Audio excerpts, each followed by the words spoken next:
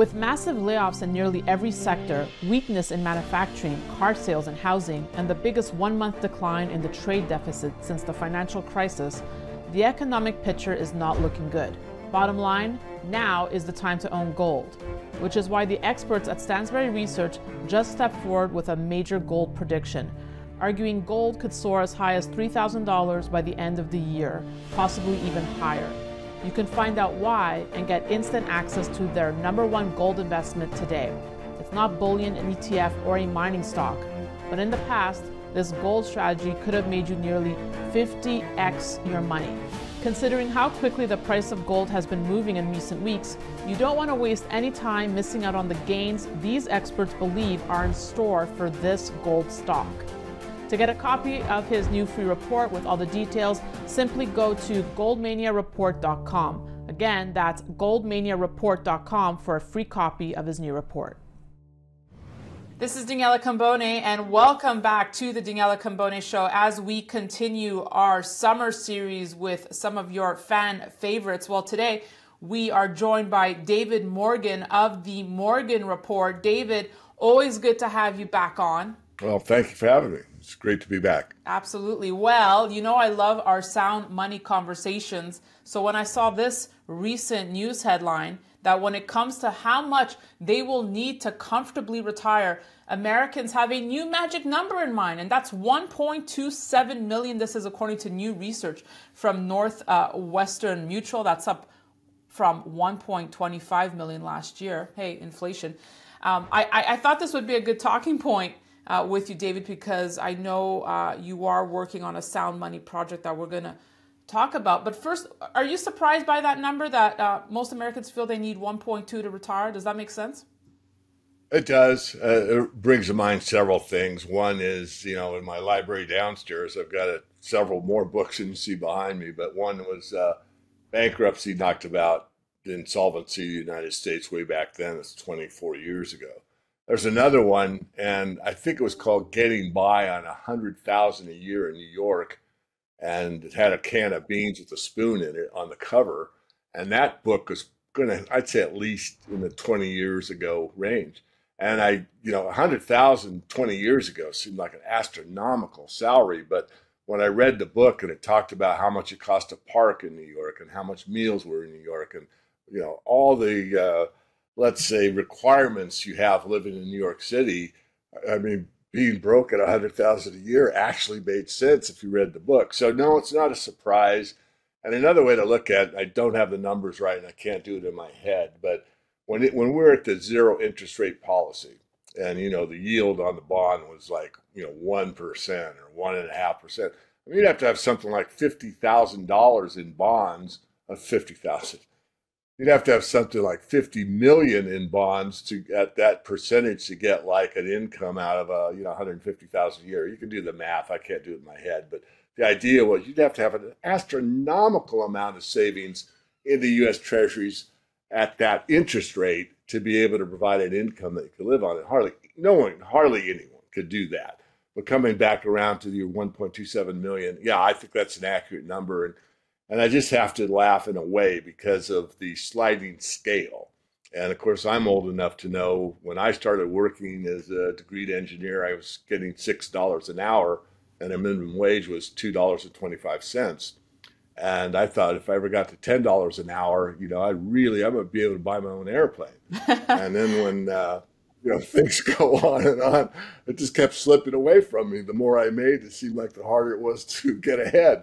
Uh-huh. And now in Seattle, the minimum wage is something like $15 an hour. And my point is this, there's a lot of people that don't understand inflation, don't understand how the monetary system works, and they just kind of stab at it in a real-time snapshot way and say, oh, all we have to do is set the minimum wage correctly and everything will work out fine. Right. Well, you can't set a minimum wage if you have a ever-increasing money supply because it deteriorates over time. And a lot of people don't get that. They just think that, this amount will satisfy the basic needs of any working person and everybody's going to be happy. And what's going to make people happy is a sound monetary system where we know a dollar today is the same as a dollar tomorrow, is the same as a dollar 20 or 30 years out. And that's what we had in the U.S. for approximately 100 years, roughly speaking. And there were issues. There's no perfect monetary solution, but the precious metals on a non-leveraged basis have proven to be the best so far. And, just for comparison, just to wrap that point about how most Americans feel they need over $1 million to retire, the median income for U.S. households overall is under $70,000, with only 10% of households earning more than $200,000. This is according to Smart Assets. So how are they going to get that money, David? But I do like that on your homepage, I feel this is such a phrase of optimism that you say the most significant money is yet to come. Can you explain that to us? Yeah, actually, I have to give credit to Jeff Christian. Jeff said it years and years ago, and of course my ears perked up, and he said 90% of the move comes in the last 10% of the time in the silver market. And that caught my attention. Of course, I knew what he was talking about, so I went home and I did the arithmetic. Yeah. And I found out that, during the Hunt situation in the late 70s, 1980, that if you were a patient investor and you bought silver in 1965 when it was taken out of circulation at $1.29 an ounce, and you waited until January 1979, you'd hit an all-time high of $6 an ounce. But if you were a rank speculator, you didn't know any better, you got in at $6 an ounce in January 79, you waited 1 year, it went from $6 to $50. So you had over an 800% increase in 1 year. So if you do the arithmetic, what you find out is that move from 6 to 50 is about 90% of the move. And if you look at it from 1965 to 1980, it was in about 7% of the time. So the rough numbers. Now, just because that's what happened in the past doesn't guarantee it'll happen in the future. But what I do know in all markets is that the final leg, the Elliott wave guys will call it the third leg up. Yeah. It's usually double the second one. So the second leg up in silver was from about $9 to $50. So that was about a five-fold increase. So if you double 5, that's 10. So you go from the bottom this time, which was roughly 12 during the CV19 situation in March 2020. And it was a spike 12. I don't count it, but I'll use it as the low. So 12 times 10 is 120.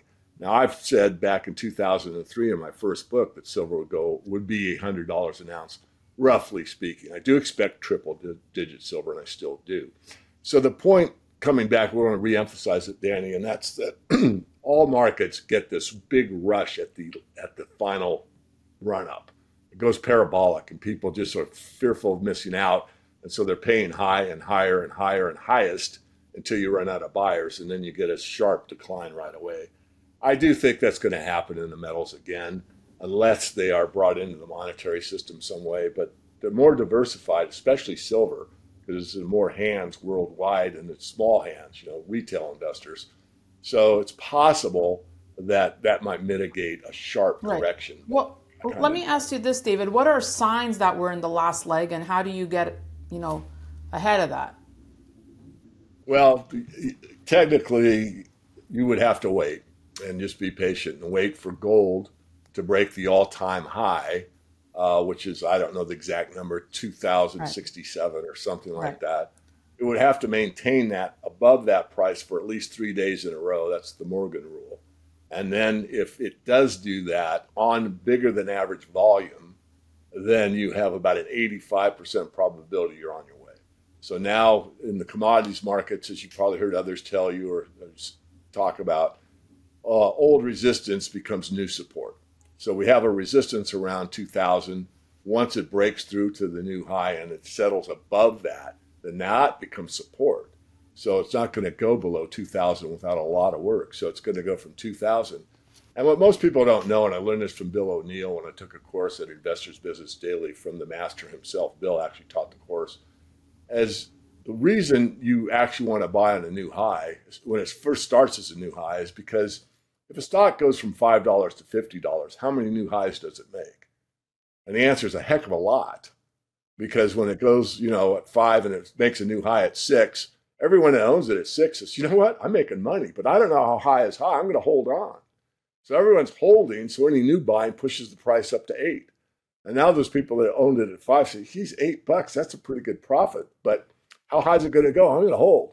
So any new buying takes it up to 10. And on it goes until it exhausts. It's like throwing a ball into the air. It'll keep going up, but eventually it will hit equilibrium and start coming down. But there's nothing safer than actually buying at a new high, as long as you know where the new high starts and then just follow it up with a stop. I mean, I did quite well in the run-up in silver in April, May 2011. And I called the top. I called the top for my subscribers, and then I said it publicly. And, looking back with 2020 hindsight, I probably should have just bypassed the market for 10 years and come back in. But I didn't know the future, and I'm still a sound money advocate. Wait, you know what? I'm happy you're bringing this fresh perspective, because that's what I repeatedly hear. Well, I don't want to touch, gold if it's, at these levels. I don't want to touch silver at these levels. So that's a different perspective there, David.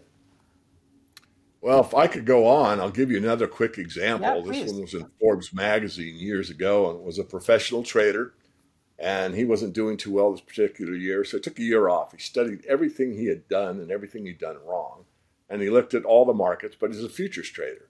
So when silver came along, he was back in the market, and what he did was what's called take the middle. So what he did was he waited for that new high. And the new high for him when he got in was like $15 an ounce. And remember, 6 was an all-time high in 1979 after years. So 15, that's over double. You sounds like you're an idiot. You're buying high. Yeah, he was. You got in at 15, you got out at 35. He knew the momentum was still strong. He knew there was a lot of buying. He knew he could sell in the strength, which is one thing you better learn in the futures market. So he took out 15 to 35. So what's that, $20? On a leverage with many, many contracts. And he told his wife, we're out. And she'd heard that many times, we're out, out of the position. He goes, no, honey, you don't understand. We're out. We are done. We are retired. We're finished. We got enough money for the rest of our lives. It's over, complete. So that's kind of a cool story, but it proves the point again of what I'm saying is once this thing goes parabolic, pay attention. And it's really tough to call the top. I will be helping my people.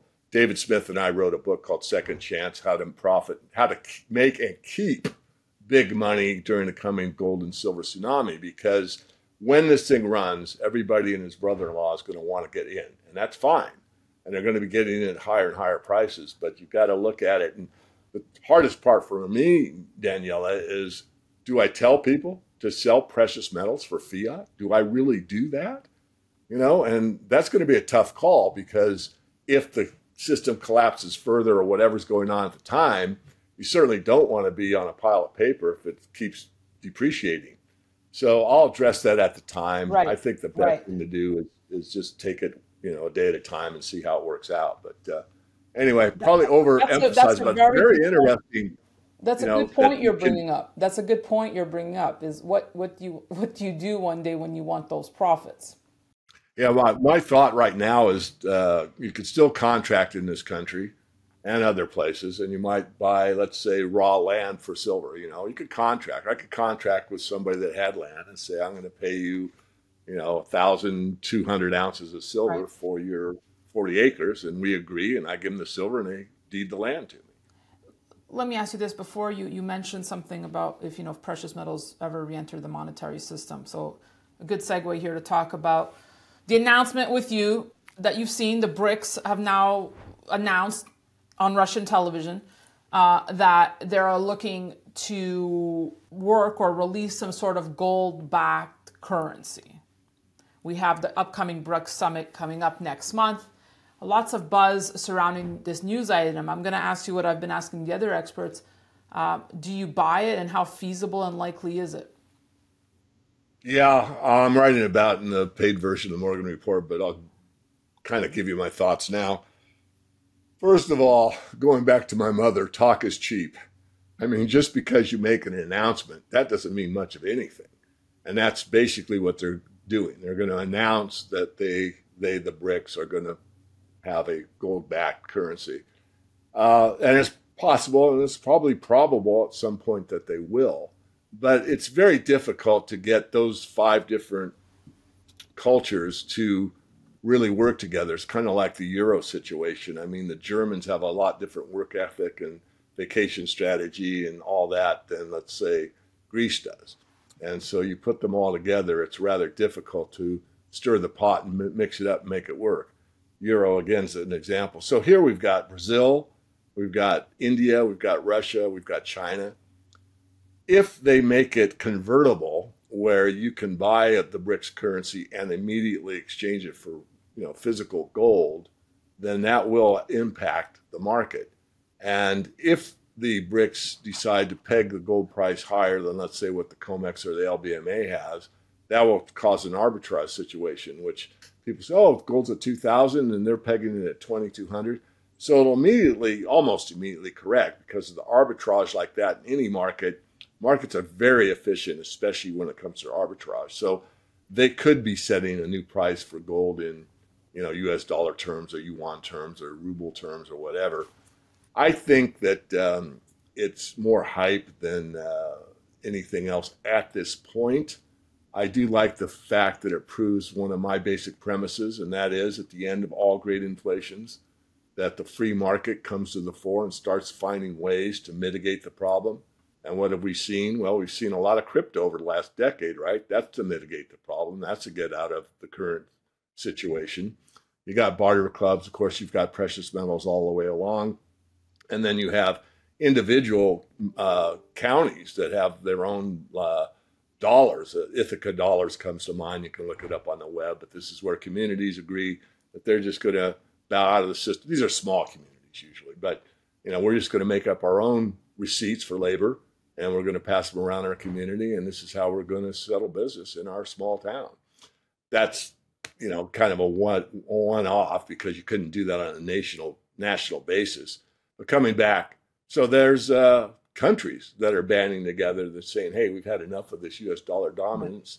It's really based on nothing than hot air and politicians' rhetoric, and we're tired of giving you real goods and services for it, so we're going to start our own currency. So it's all shaping up to the fact that we're near the end game. Well, I was going to say, so would you say the U.S. dollar's best days are behind it? Because to your point, the BRICS aside, India is signing an agreement with the UAE that will allow it to settle trade in rupees instead of dollars, boosting India's efforts to cut transaction costs by eliminating dollar conversions. So all these countries kind of stepping away slightly away from the U.S. dollar, chipping away at the power of the U.S. dollar, David?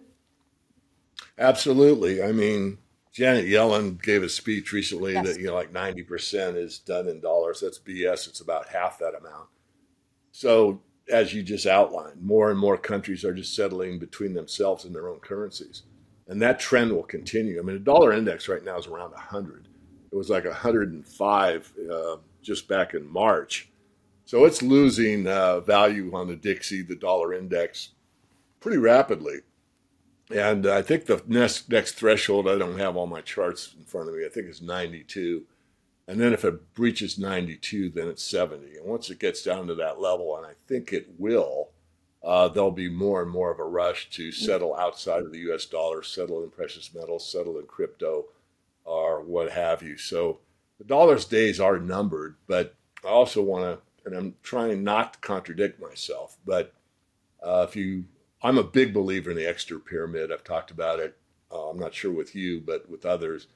And it's John Exeter. He worked for the Federal Reserve Bank in New York, long deceased, but he developed this upside down pyramid, which is a good outline of how the monetary system or the financial system is actually structured.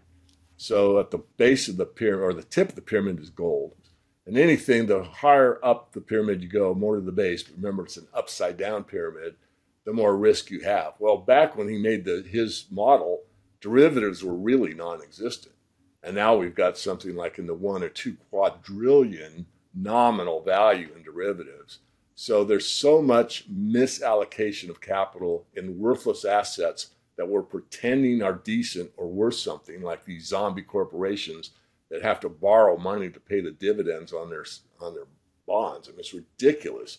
So there's a lot of slush in the market, meaning mispriced assets that make on paper or book value look good. I should say book value on paper have a certain value that really it's absolutely worthless. And once that gets wringed out of the system, then we know what we really have and we can build back. But the idea that we can just switch over and keep going with the new CBDC easily, I think, is a fallacy. I think there'll be a lot of resistance, and there has to be an accounting of the reality of the physical economy and the financial markets. And right now they're far apart.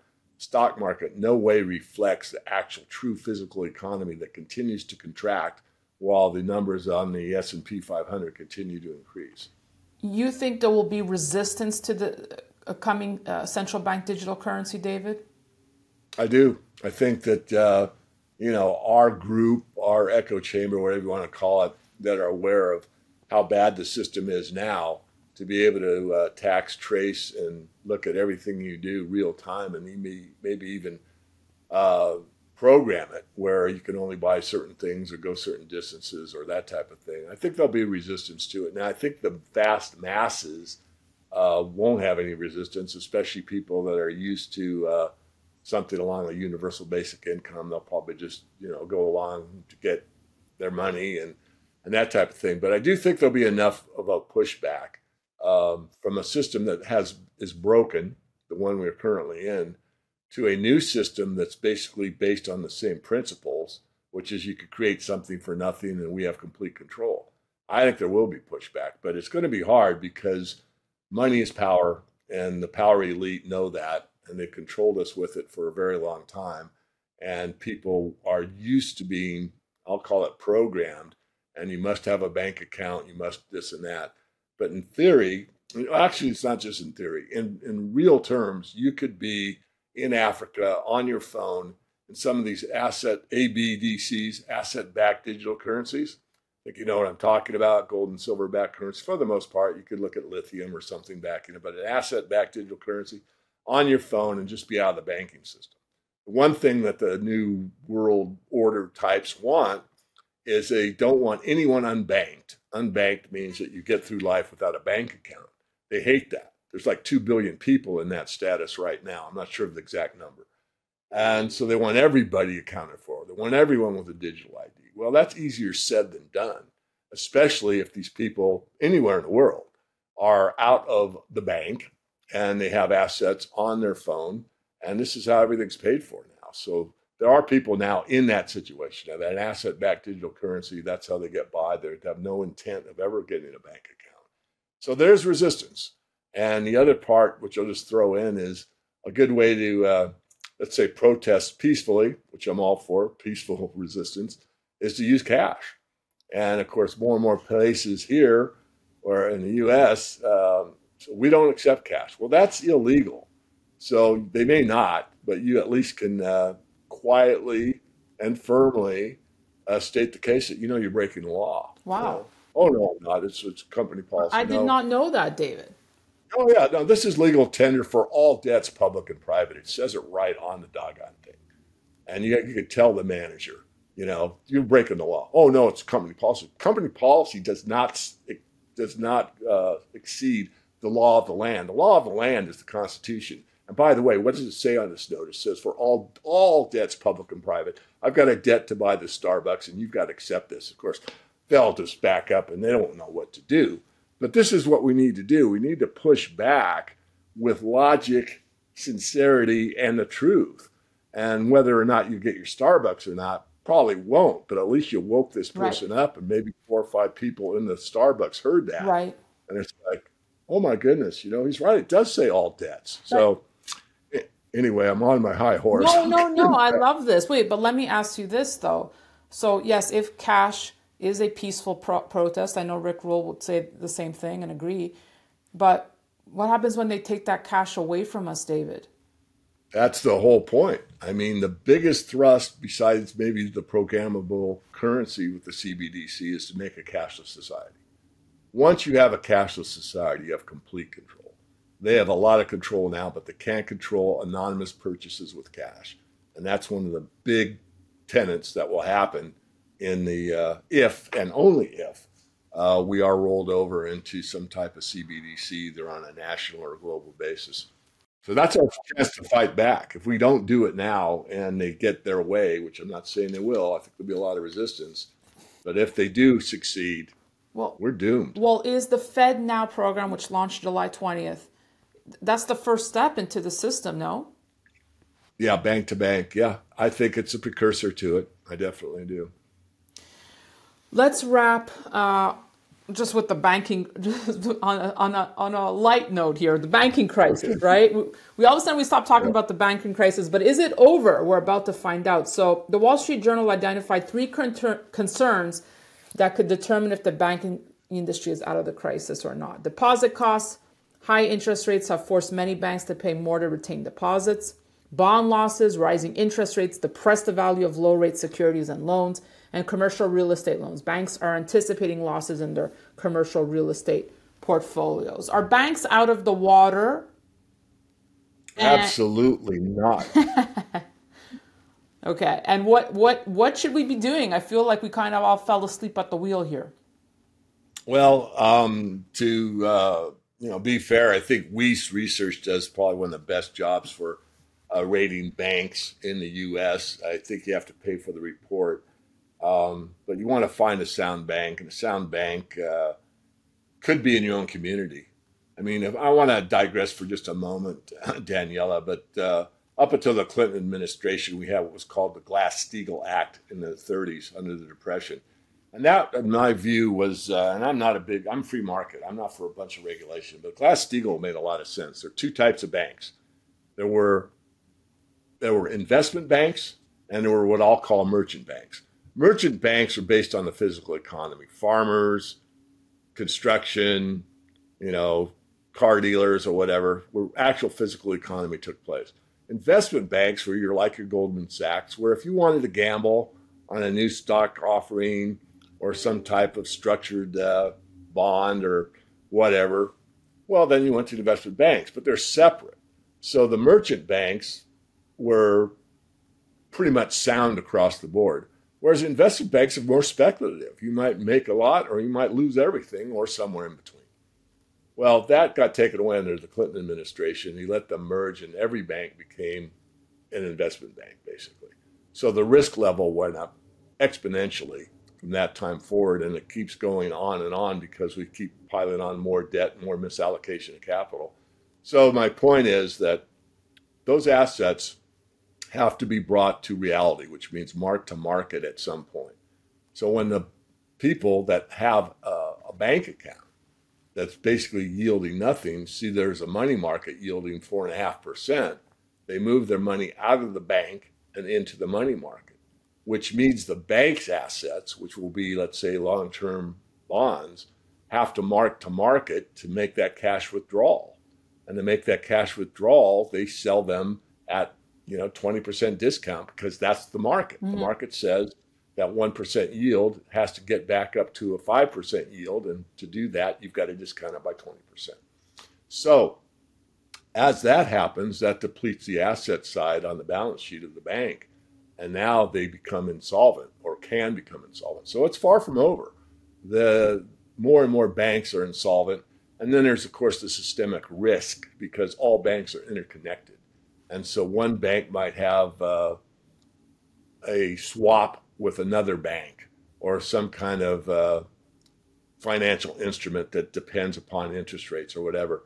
So it could, cause the domino effect where one bank looks good today, but it's not good tomorrow. Right. Or it could be run on a bank, which really was Silicon Valley Bank, where a very prominent, well-known individual in the tech space said, you should get your money out of the bank. And he whispered it to some of his whale friends, and they started pulling their money out. And all of a sudden, bam, Silicon Valley Bank is like underwater. So it's far from over. I don't want to scare anybody. I think as long as you have less 250,000 or less in the U.S., you're probably okay. I think that the FDIC, even though they don't have the money, I think the Fed will print it up and make you whole. Don't worry too much. If you're above and beyond that, you might want to think about mitigating the issue with getting into an asset class or, making some move that would protect you, because if this thing falls rapidly, then it's very difficult to mitigate the problem. Although I have to say, in 2008, and we were really close. People don't really know how close we were to the end.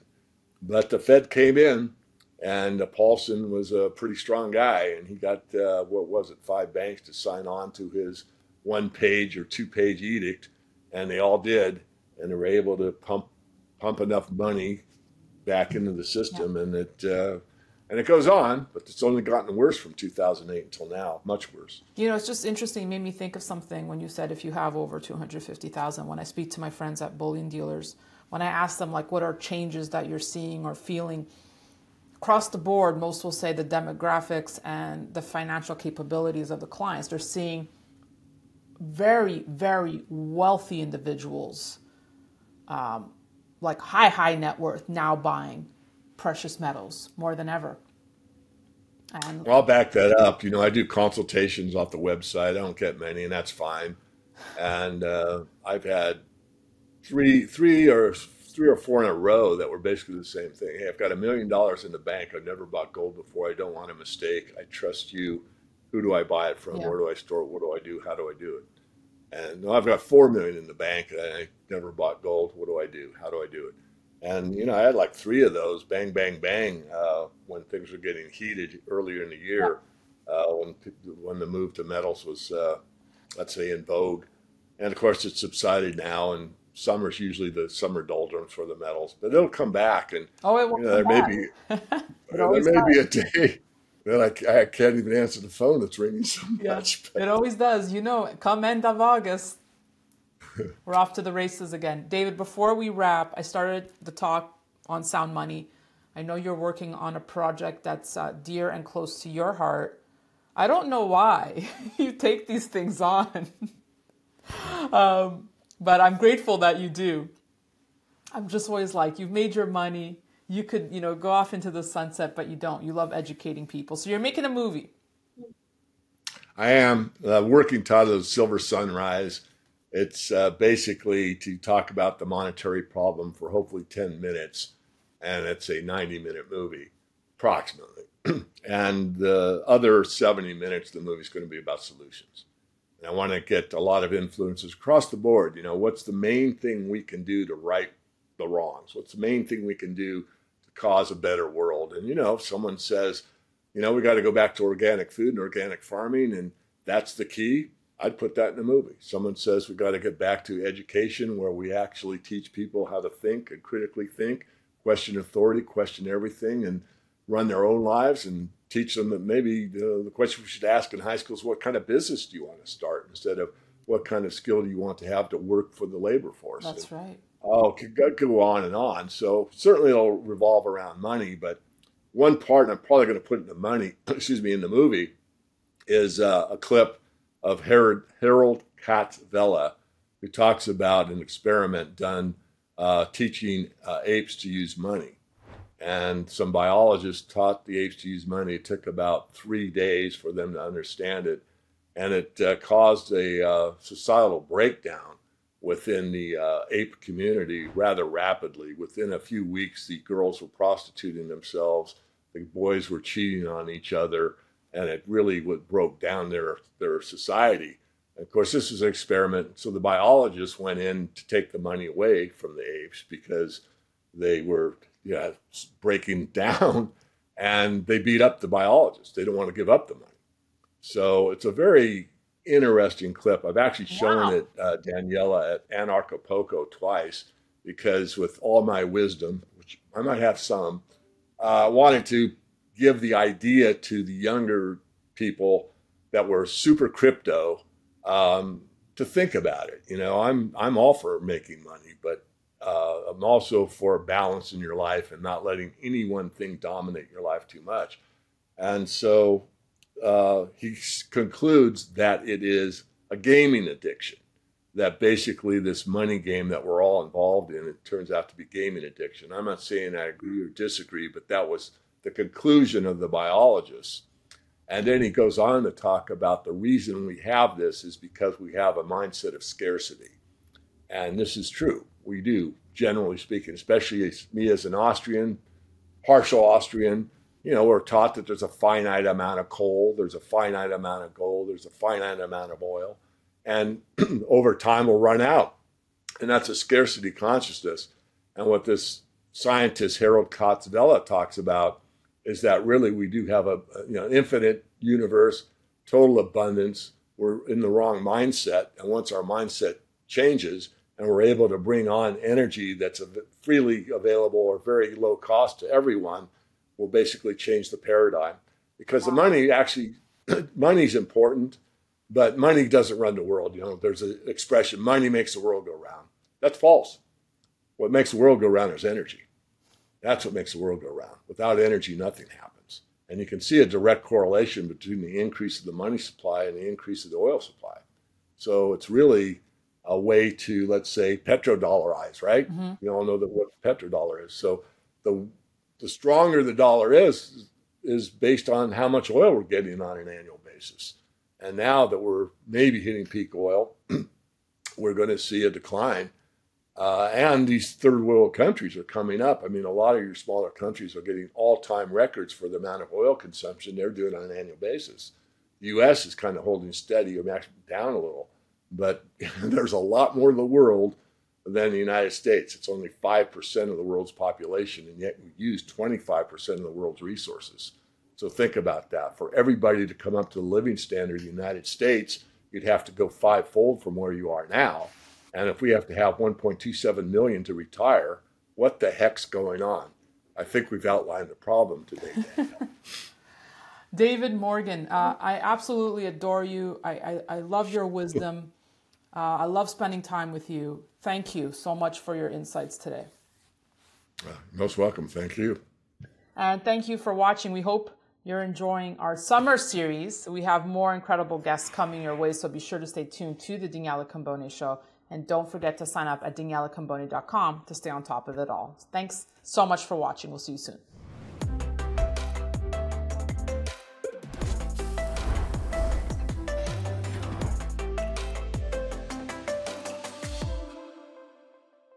Opinions expressed on this program are solely those of the contributor and do not necessarily reflect the opinions of Stansberry Research, its parent company, or affiliates.